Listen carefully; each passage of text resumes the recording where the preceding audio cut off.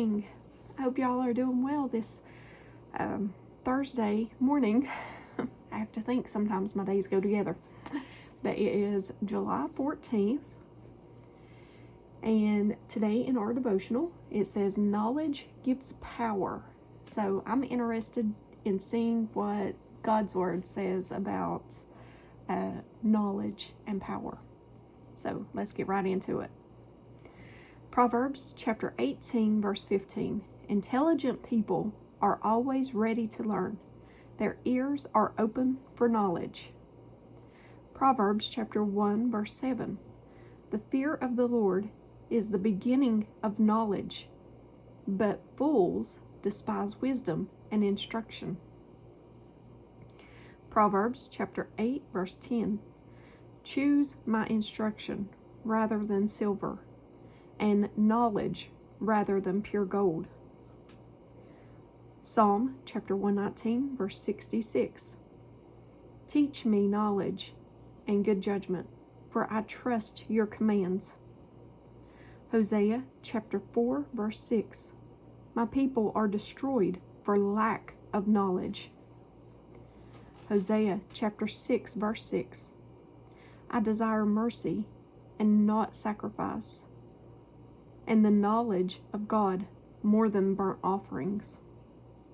Proverbs chapter 19, verse 2.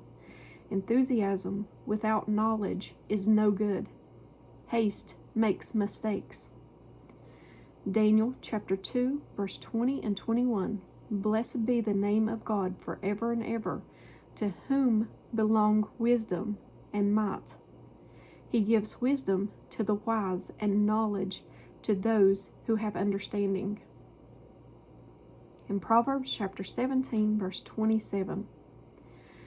The one who has knowledge uses words with restraint, and whoever has understanding is even tempered. And at the bottom it says, what is the difference between knowledge and wisdom? Knowledge is knowing a tomato is a fruit. Wisdom is knowing not to put a tomato in a fruit salad. Knowledge begins with the servitude of the Lord. We will allow Him to reveal Himself to us. Sometimes you are like Job and his friends spectating about God for 37 chapters before he came to say something about himself. And Job cried out, now I know you. So that is a good devotional this morning. A good devotional. I didn't realize there were so many scriptures, and I'm sure this is just the tip of the bucket about knowledge. And you all probably know what I'm going to say. How do we get knowledge? How do we learn about what God desires, what His desires are for us?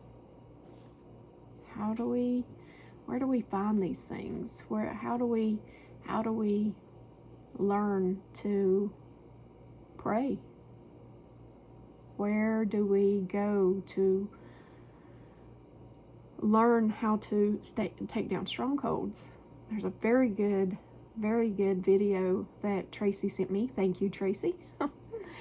That Karen Wheaton had just put out yesterday on taking down strongholds, and I may record that and post it for you all to watch. Very, very good video on taking down strongholds, using God's Word in prayer strategically, as I have said lots. I even did a study on Discord on praying strategically. Some things I need to go back and study and learn, but relearn, refresh my memory. But when we're going through stuff about praying strategically, for the specifics of that, you can use God's Word, scriptures in your prayer life. That is a very, very strong way to pray. I'll give you an example in case you don't know what I'm talking about. Let me find something that, here's a good one. Well, let's see. Well, Psalms 139, verse 23 and 24. You could say something like, Dear Lord, search me and know my heart.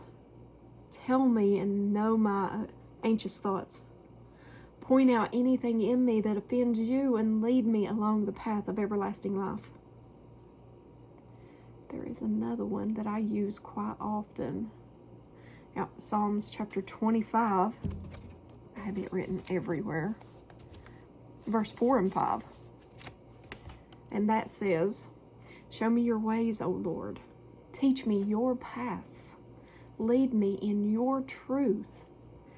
And teach me, for you are the God of my salvation.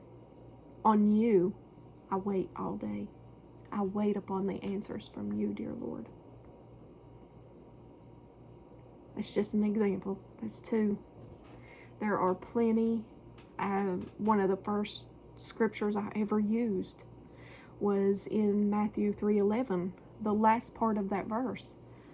I used to use that in prayer a lot when I first come to Christ. It says he will baptize you with the Holy Spirit and fire, and I was like, Lord, just as Matthew 3:11 says, please baptize me with your Holy Spirit and your fire, because that's what I desire in my heart. I want your fire in my heart, dear Lord.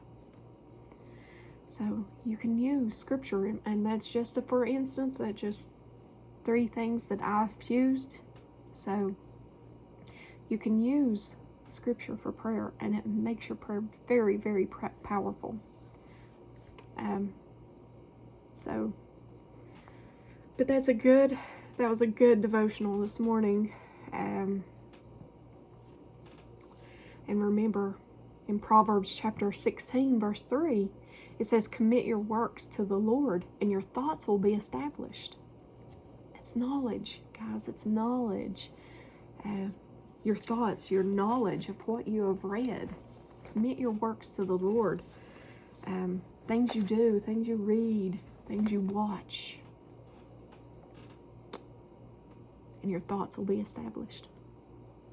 So, but real short this morning. I love you guys.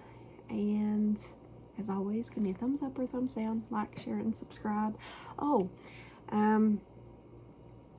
hopefully very soon I have finally got me a mic and stuff for my computer. And Pete is going to help me set up there's a program that I download and everything, but I'm like, I don't have the knowledge for that. But Pete's going to help me set that program up, tell me how to do it and everything, so that if you're interested, I will be doing lives during our Bible studies, our study groups on Discord. So I will be live on YouTube with our study groups. If you're interested in that and that makes you happy, if Discord is kind of complicated for some people, I know you've commented that it's kind of complicated. This way you can enjoy the study groups. But we'd still like you to join Discord, really. There's other things you can do on there. Prayer, news, different things, guys. Check out all the rooms. But if you're interested in me live streaming the study groups, once I get this program, once I get the knowledge on how to run this program, I will do that for you guys. But as for now, I will leave you all. I love you guys. And if I don't see you in the next video, I hope to see you in heaven. Have a very, very blessed day.